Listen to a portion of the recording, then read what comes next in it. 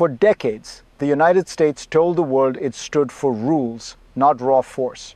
Now listen carefully.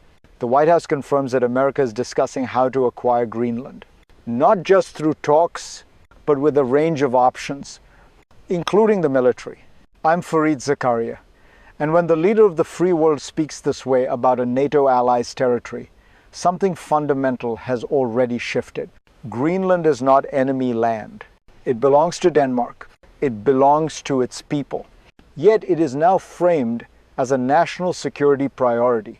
That language matters, because when power starts talking like ownership is negotiable, borders stop feeling permanent. If this feels unsettling to you, it should. History tells us that moments like this rarely stay isolated.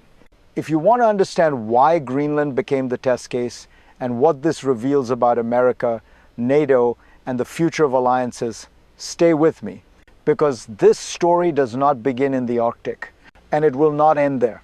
So let's be precise about what is actually being discussed. This is not a passing comment. This is not a misinterpreted joke. The White House has confirmed that acquiring Greenland is an active foreign policy goal framed explicitly as a matter of U.S. national security. Publicly, the language shifts. Sometimes it is about buying the island, sometimes about partnership, sometimes about options. But beneath those words is a single, unmistakable signal. Washington believes Greenland's future is negotiable.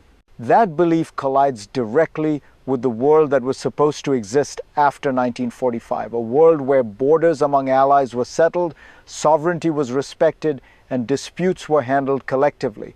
European leaders hear this clearly. That is why they rushed to defend Denmark. That is why NATO's unity suddenly feels fragile. And Greenlanders hear it too, not as strategy, but as threat. To understand why this moment feels so destabilizing, we have to step back, far back, into the deeper forces reshaping power, security, and geography itself. Because this question didn't emerge overnight. It emerged from history. To understand why Greenland is suddenly at the center of global tension, we have to look at how the map itself is changing. For decades, the Arctic was distant, frozen, strategically quiet. That is no longer true. As ice melts, new routes open. As attention shifts north, untouched resources become visible. And as rival powers show interest, geography turns into strategy. The United States already has a military presence on the island. Russia and China are watching closely. In this context, Greenland stops being seen as remote and starts being framed as pivotal. This is how security logic works. It simplifies, it compresses, it turns places into positions. And once a territory is described as essential, extraordinary ideas begin to sound reasonable. That is the deeper cycle at work here. Strategic anxiety leads to assertive language reshapes norms, and norms once bent rarely snap back into place. What makes this moment different is not interest in Greenland itself. It is how openly power is now being discussed. And that openness is about to collide with reality. The crisis did not explode with a missile. It exploded with words. When European leaders publicly rallied behind Denmark, the message was unmistakable. This was no longer theoretical. The UK, France, Germany, Italy, Poland, Spain, standing together reminded the world that Greenland belongs to its people, and that borders are not bargaining chips. Denmark's Prime Minister went further. She warned that any attack by the United States would spell the end of NATO itself. That sentence matters, because NATO is not just a military alliance. It is a promise that allies do not threaten allies. And yet, in Washington, the response was not retreat, it was escalation through ambiguity. Senior voices refused to rule out force. One official dismissed resistance entirely, saying no one would fight the United States over Greenland. This is the first rupture. When reassurance disappears, fear fills the gap. If you are watching this and thinking, this feels unprecedented, you are right to pause. Moments like this are when systems reveal their stress fractures. And if you want to understand how a war of words can quietly become something far more dangerous, stay with me. Because beneath this crisis lies a mechanism most people never see. What we are witnessing is not a sudden loss of restraint. It is the exposure of a mechanism that has been building quietly for years. National security has become a universal justification. Once something is labeled essential, normal limits no longer apply. Diplomacy becomes optional. Law becomes flexible. Force becomes thinkable. This is how power explains itself. Notice the pattern in the language. Greenland is not discussed as a society, or a people, or a legal entity. It is discussed as leverage, as location, as advantage, a strategic hub in the Arctic. That framing changes everything, because when territory is reduced to utility, sovereignty becomes negotiable by definition. And alliances struggle in this environment. NATO was built on trust, on the assumption that shared values restrained raw power. But when the strongest member begins to speak in terms of acquisition, that assumption weakens. This is the hidden danger. Not invasion tomorrow, but normalization today. Once force is spoken aloud as an option, it stops being unthinkable. And that shift is already echoing outward. The second crisis doesn't come from Europe. It comes from Washington itself. After days of speculation, senior American officials begin sending mixed signals. One voice insists there will be no invasion. Another says force is never off the table.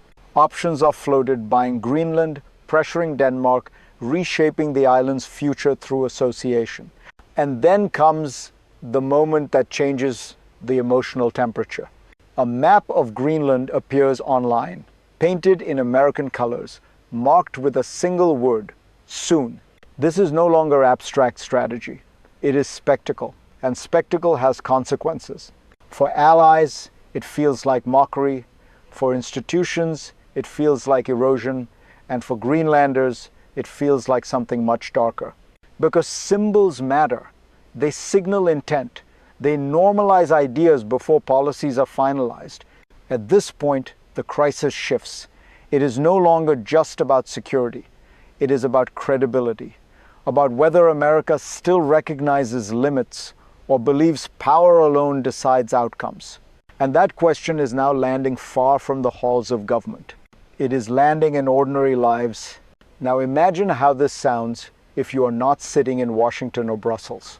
Imagine you are living in Greenland. You hear world leaders debate your home as if it were a prize. You hear powerful people laugh about borders. You watch maps circulate online that erase your voice entirely. You are not thinking about geopolitics. You are thinking about safety. You are wondering whether your leaders will be respected, whether international law will protect you, whether what happened elsewhere, leaders seized, countries pressured, futures decided by force, could happen here too. This is what strategic language forgets. That behind every option are real lives. One young Greenlander described it as terrifying listening to the most powerful leader on earth talk about your country like something to claim. And if you are watching this from somewhere else, ask yourself something honestly. If this can happen to them, why not you? If this story matters to you, don't look away. Share it, talk about it, because silence is how normalization wins. And what happens next will ripple outward. What happens in Greenland does not stay in Greenland. The moment a major power speaks openly about taking territory from an ally, every border becomes a little less solid. Every security guarantee becomes a little more conditional. For Europe, this is a stress test. NATO depends not just on weapons, but on credibility. If allies fear each other as much as external threats, deterrence weakens from within. For the wider world, the signal is even clearer. If sovereignty is flexible for small nations, it is fragile everywhere. Norms do not collapse all at once. They erode unevenly, first at the edges, then at the center, and rivals are watching, not because they care about Greenland, but because they care about precedent. What is justified in the Arctic today can be invoked elsewhere tomorrow. This is how global order unravels, not through dramatic declarations, but through selective exceptions. The danger is not a single decision. It is the chain reaction it sets off. And that brings us to the most difficult question of all. Where does this lead? From here, the future splits into three possible paths. The first is restraint. The United States steps back from coercive language. Negotiations remain diplomatic.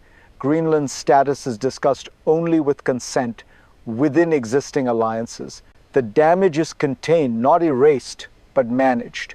Trust bends, but does not break. The second path is ambiguity. No invasion, no formal retreat. Pressure continues quietly. Words remain sharp. Norms erode slowly. Allies adjust expectations downward. The world adapts to a more transactional order, where power speaks louder than principle. And then there is the third path. Force, or the credible threat of it, becomes normalized, not necessarily used, but accepted. The idea that might makes right re-enters polite conversation, small nations hedge, alliances hollow out. Security becomes something you negotiate, not something you share. None of these futures arrive overnight. They emerge from choices that feel reasonable in the moment.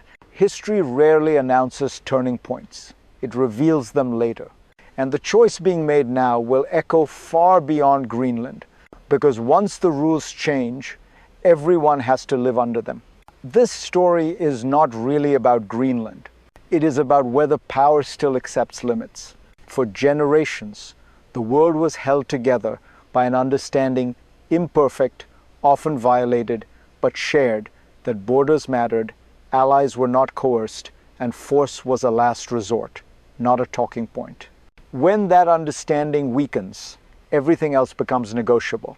I'm Fareed Zakaria, and what unsettles me most is not the possibility of what might happen next, but how casually it is now discussed. When ideas once considered unthinkable become routine, history is already moving. For Greenland's people, this is about dignity. For Europe, it is about trust. For the world, it is about precedent. And for you watching this, it is about awareness. Because the future of global order is not shaped only by presidents and generals. It is shaped by what citizens notice and what they accept as normal. If this analysis helped you see the bigger picture, share it, talk about it, question it. Because the most dangerous moments are not when rules are broken, they are when no one is surprised anymore. And the next chapter of this story has already begun.